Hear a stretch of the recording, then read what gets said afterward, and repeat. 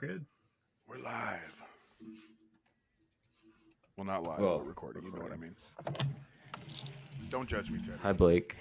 I know you don't like when we talk to you, but I'm going to start talking to you because we're live. Hi, Blake. In the editing. Yeah. That's funny. The past for our color reviews, It was me and Sean where we started. Didn't you sing? Weren't you singing to him, or was I was I was singing. I wasn't singing to him, but I started talking to him because you stepped away because your son had woken up. And that's what at the very during that break at the very end, I started talking about telling Blake when the what timestamp.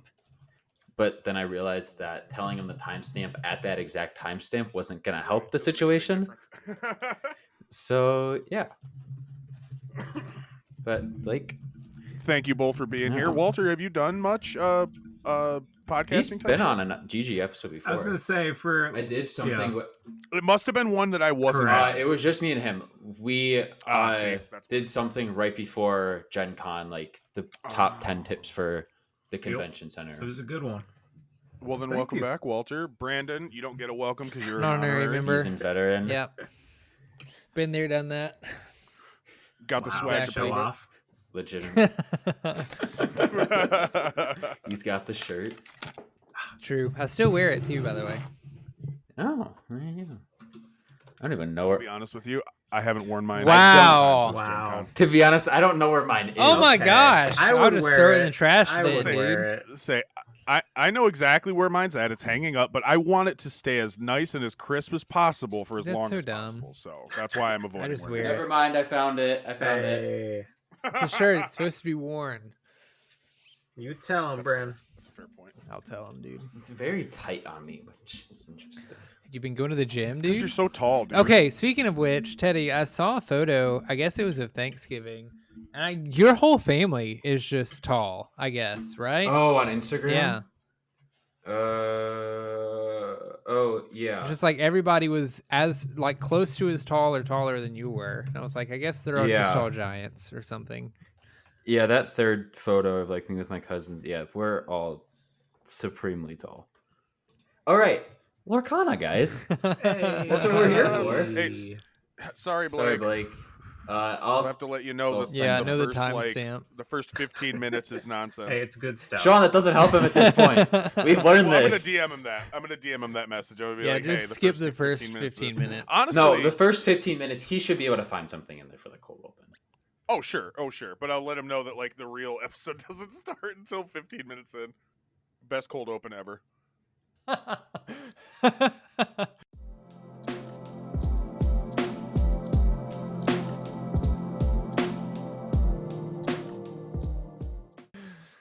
Anyways, all right, Lorcana. So, hello everyone, and welcome to the Glimmer Gang Podcast. It's episode 26, and we are currently just a week in after Rise of the Floodborn release. There's been a lot that's happened. There's been new decks, new archetypes that have come out. But before, we have two very special guests today. We have Walter, who is one of our close friends. Walter, how are you doing today? Doing good. Glad to be here. It's an amazing time in Lorcana with Floodborn being out. Oh, yeah. For those who don't know, how did you get into Lorcana, and what was your pull to the game? Yeah, so my pull to the game was going to D23 and having Lorcana sell out right in front of me. So that was my pull, was just absolute sadness, but then it just kept me going, and Gen Con made it even bigger, and I love the game. I love playing online. Yeah, I think there's just a lot to be said about the game right now. There's a lot going on, but it also makes it really fun. And our other special guest is Brandon, who's been on the podcast. Brandon, you doing good tonight, sir? I'm doing great. I enjoy being on all of these podcasts, so of course it's fun to hang out tonight. Yeah, Brandon is our honorary member. Let me ask you, Brandon. Have you been made an honorary member of any other No, podcasts? No. I think we hold that honorary Glimmer Gang member right here, folks. Hey, that's a good honorary. He has a shirt to wear. He has a shirt to prove it. Yep. But apparently I'm the only one who wears. That is very true. That is very true. But yeah, the focus of today's episode is going to be on the new archetypes and new decks that have come out of the gate. From Rise of the Floodborn, there has been a lot of new cards that have just made decks better. New archetypes have come up. And the first deck we're going to talk about is Amber Steel, Steel Songs, Amber Songs, whatever you want to call it. You're playing around 15 songs. I've seen lists with less. I've seen lists with more. There's just a lot going on. You're trying to sing all this stuff. And you also have these small characters. I think the biggest thing with this deck, and I think you guys can agree, is there's a lot of different routes to victory. You have the ability to play shift Queen down on 2. You can shift Stitch. But something that I heard from my good friend Ixia is that the key to this deck is, or like one of the coolest things I think about this deck is Cinderella, the 1-cost Cinderella. With you can sing Singer 3. So what you do is you put that Cinderella down, and then you play Let the Storm Rage On, which can basically get rid of anything that early, and you also get to draw a card. And that's what I've enjoyed about the deck, is kind of just finding those different ways to play and go through the deck. But Brandon, I'll go to you first. Have you played Amber Steel? What have your thoughts been behind it? So during the first chapter, Amber Steel was my go-to deck. It's what I played in Miami. It's what I play locally for tournaments around here.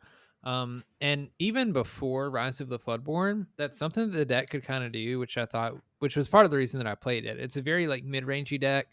So if it needs to go more aggressive and be the person that's pushing for lore, trying to end the game early, it can. Or if it needs to slow the game down a little bit and delay your opponent from winning or like building board control or anything like that, it can also do those things. And it really just got better in the first chapter because there's quite a few cards that helped it in areas that honestly it was missing.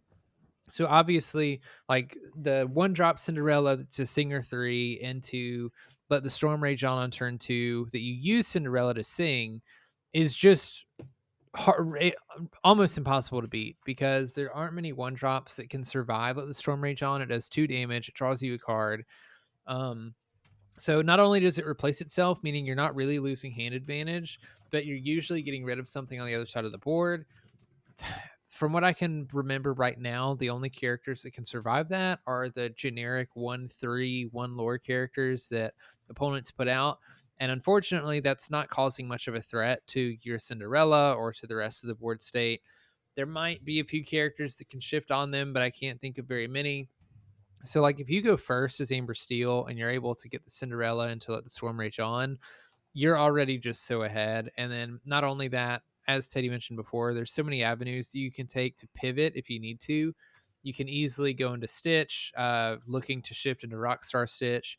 You can go into the Queen, looking to shift into the Super Rare Queen, which is a phenomenal card that Amber got in Rise of the Floodborn. And usually, like, if you can shift into the Queen, then you can sing a whole new world super early.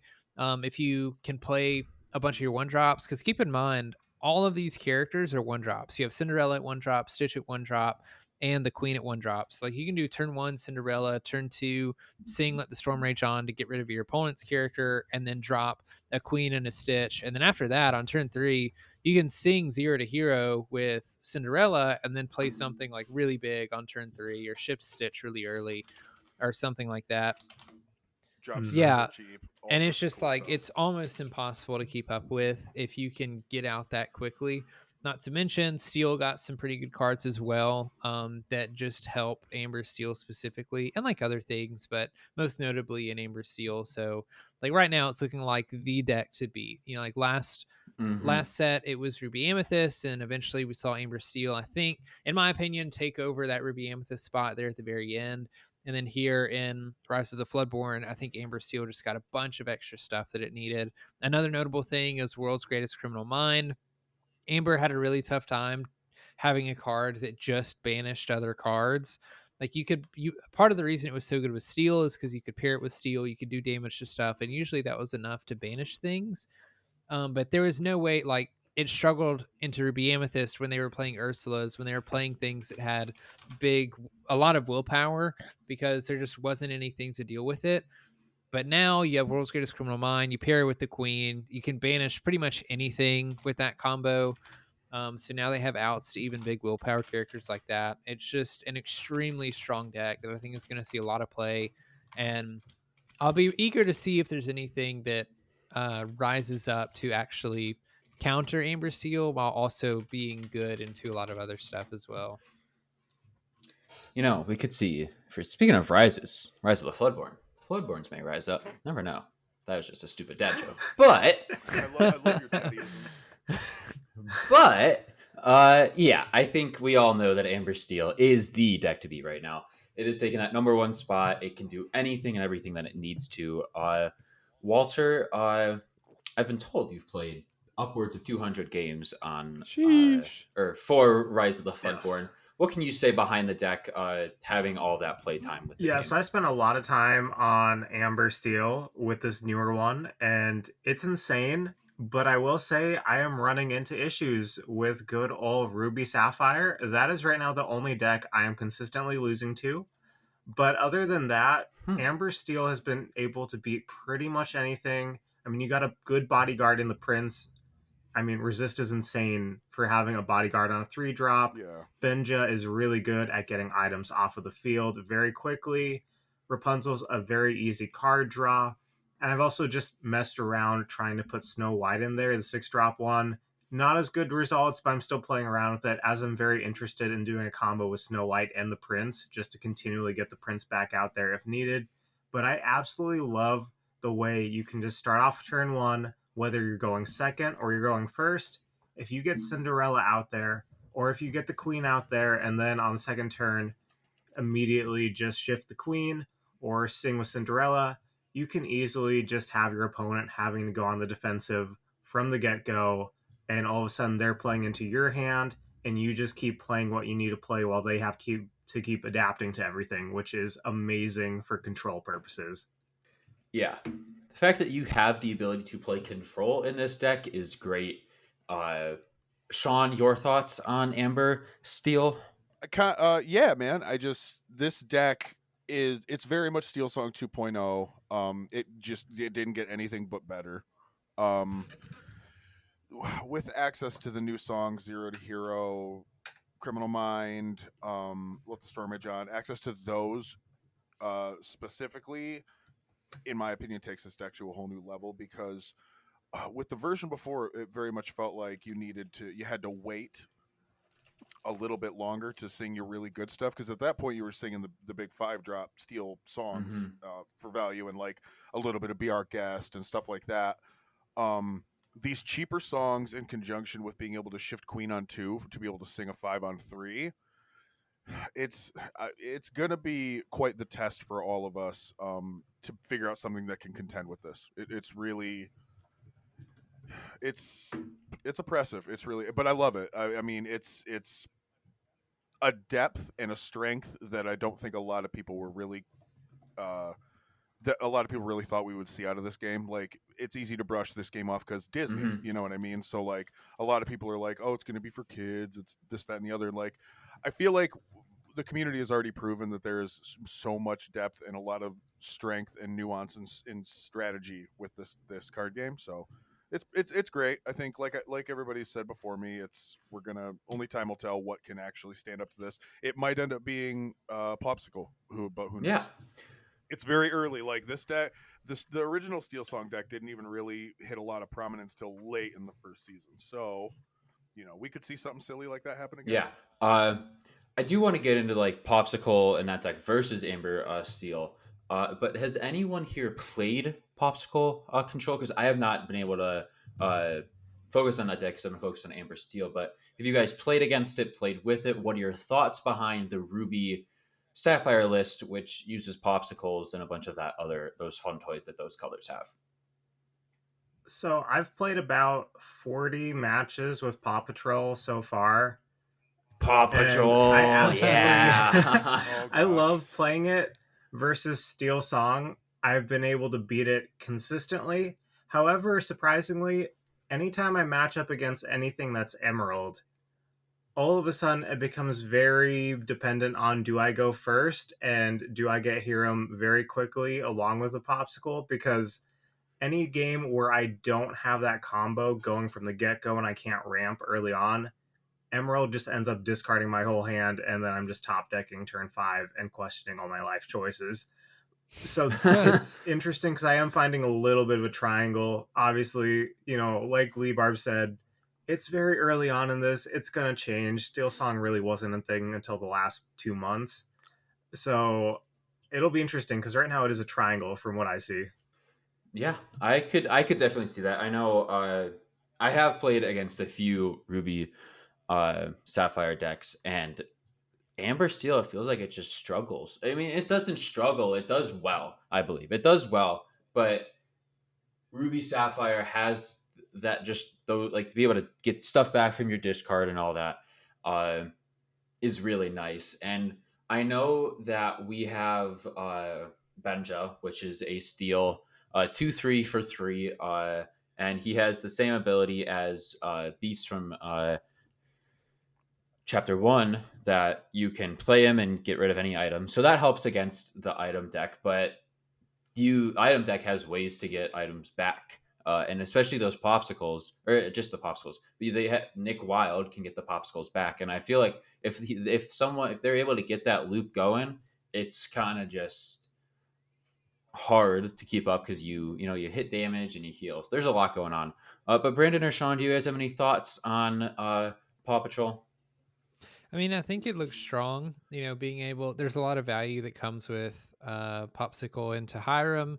Obviously, drawing a bunch of cards that way, and then being able to recur the Popsicle through Nick Wild. It's pretty good. And like I ended up watching a video about the deck. I haven't personally been able to play into it or play it very much, so I don't know as many of the intricacies. But based on some of the information that I've done, the studying that I've done, it looks like a solid deck, right? Like it looks like a good deck that just wants to ramp into big stuff and then like just take the late game by controlling. Basically, honestly, pretty similar to what Ruby Amethyst did last set, which was just get to the late game and then keep your opponent from doing anything until you win or they burn out or whatever. So I'm eager to see what happens. Obviously, we've seen a lot, like you mentioned before, we saw a lot of benches being put into Amber Steel to try to counter this deck. I don't know whether or not that's enough, especially since not only do they have the popsicle into Hiram to get the draw, but if you manage to banish the popsicles, they also have the Nick Wilds to bring the popsicles back and then just kind of do it all over again. So I'm kind of eager to see which one ends up taking the top and where the pitfalls of both decks are, because I also hear that Ruby Sapphire doesn't do the best into aggro decks, and we've also seen I think Amber Amethyst is the one leading right now for aggro decks in regards to like which aggro deck is kind of doing the best out of all of them. Last set it was Emerald Sapphire, I think, but I've seen a lot of Amber Amethyst being played in different tournaments, things like that as well. So I'll be eager to see if Ruby Sapphire can stick around with some of those pitfalls and how badly it actually takes over the Amber Steel matchup, or if it just kind of ends up honestly same as the Ruby Amethyst matchup, where if the Amber Steel player can get an early whole new world off and force you to get rid of a bunch of stuff in your hand that you want to see for the matchup, usually get the win in that sense or not. Yeah, I I think something I've realized slowly is that I truly don't know what the best deck is yet. Amber Steel obviously has that spot right now, but like we've said, that deck didn't come around until the second half of the first chapter meta. And so we could see something that we don't even expect to come out of the woodworks. We could see this totally random color duo that we don't think is good right now, but will be good in a few months. I think that's the best thing about this game, at least that I've noticed so far. But Sean, do you have any thoughts on Ruby Sapphire? I haven't had a chance to play with it. I've watched people play games against it. I do think that simply for the virtue of Steel Song being a steel deck, you're already in the color to diffuse that deck. You're already in a position. People have already teched in. Benja is the card's name, I believe. Yeah. I always forget it.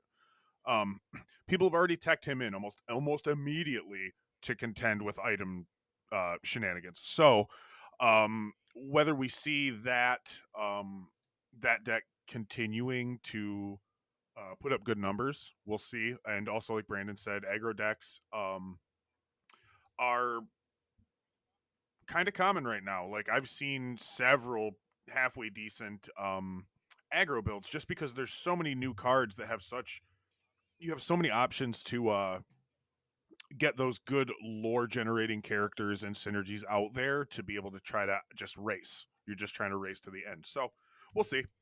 I think it's a fun little deck. I think it kind of reminds me of super early in set one when everybody was like, "Oh man, Tamatoa," or "Oh man, Bell." You know, it popped off for a second and then kind of faded.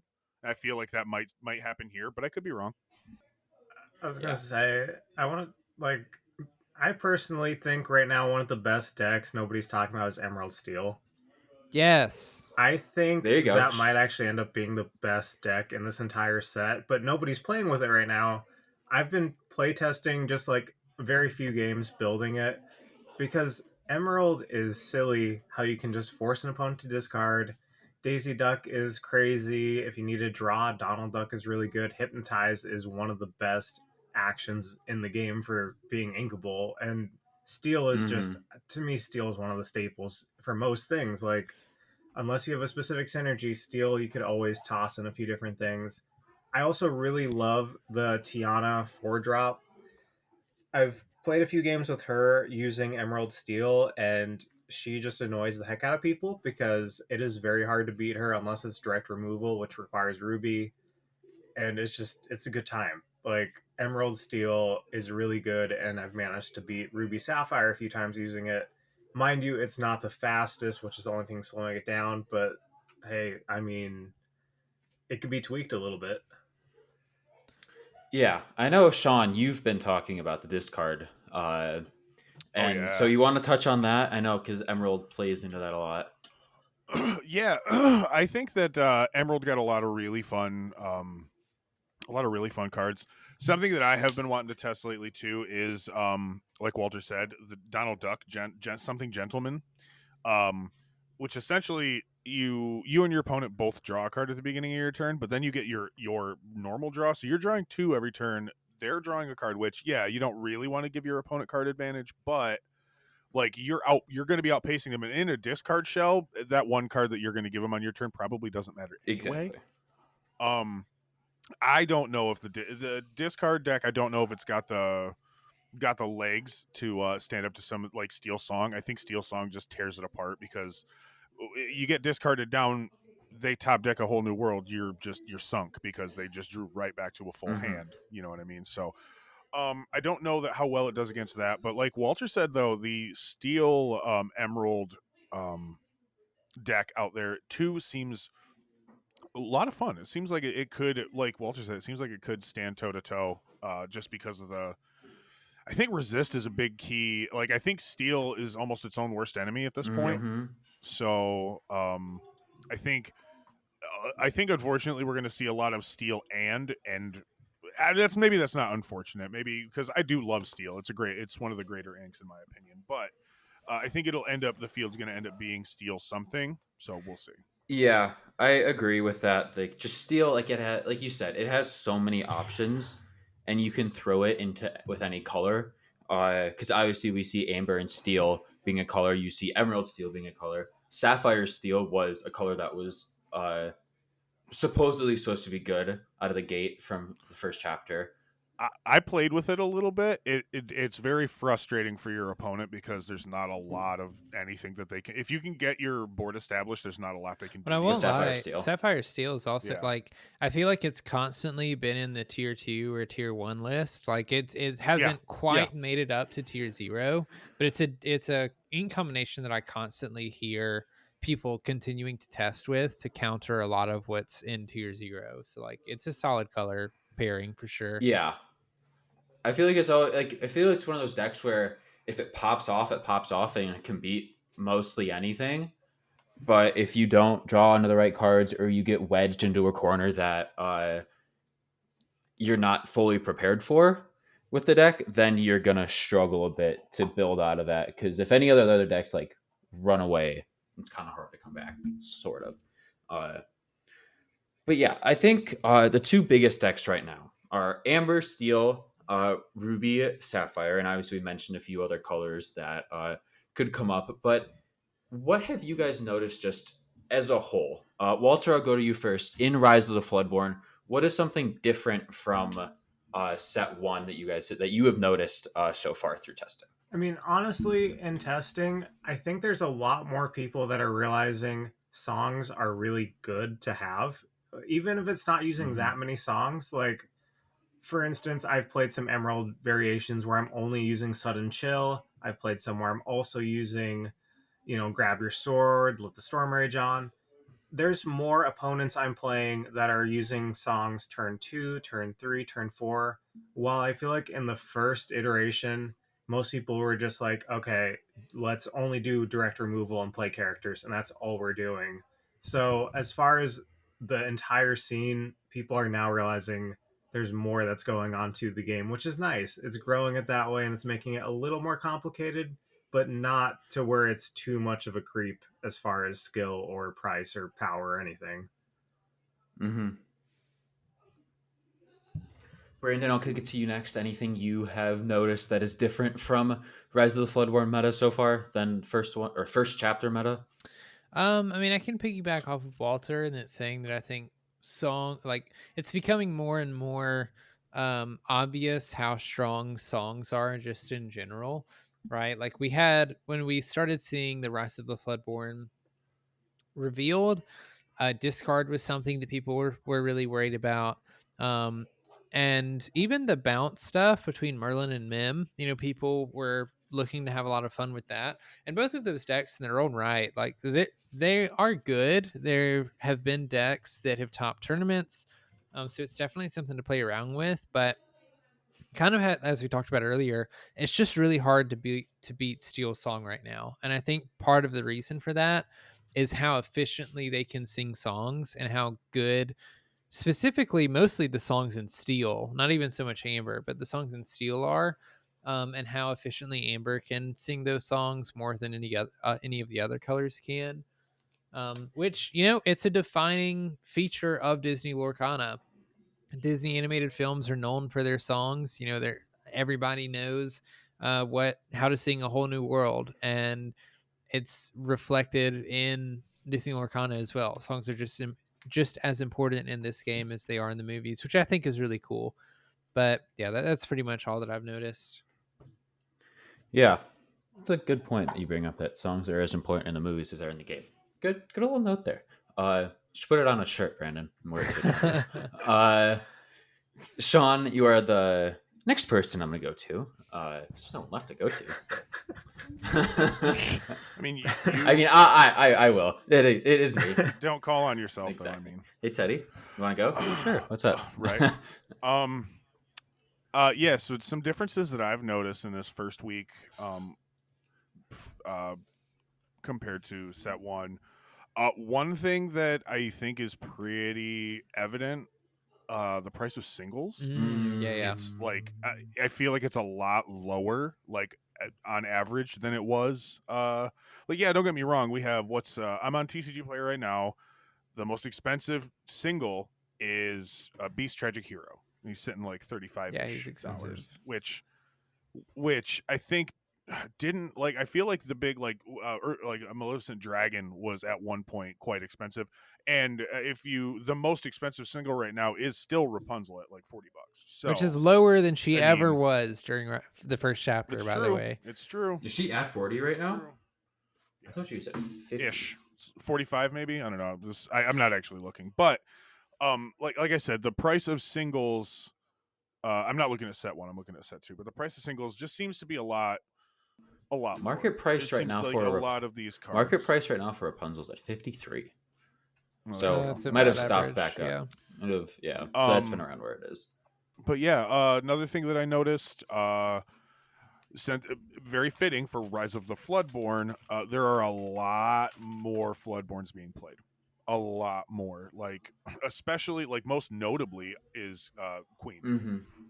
You're shifting on 2 with her. Like the fact that we can shift to such strong characters turn 2 with such a high ink value to in turn sing these great Yeah. songs that we have, and the more that we've had introduced to us.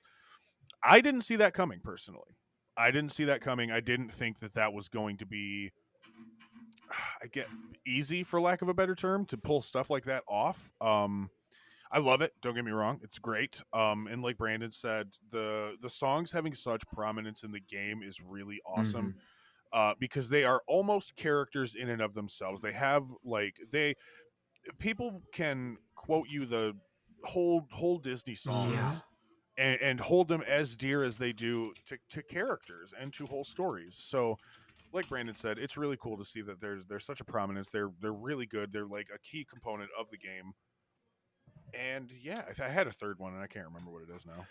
Yeah, I think one of the coolest things is like you have like these characters that people love, and you have these songs people love from different movies, and being able to throw them together is, I think, one of the coolest things about this game. But yeah, there's been a lot that has gone on throughout the meta, and it's only week 1. We have a lot still to see what will happen, and a lot.